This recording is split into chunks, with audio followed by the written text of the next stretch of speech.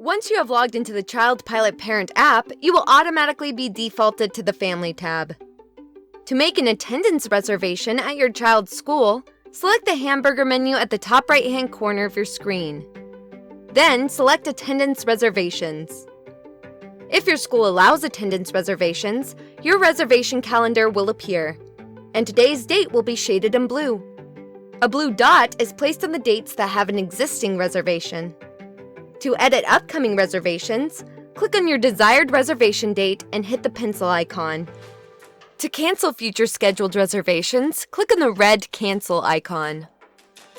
If you want to add a new reservation, select the blue Add Attendance Reservations banner at the bottom of your screen, select the child or children the reservation is for, and click Next.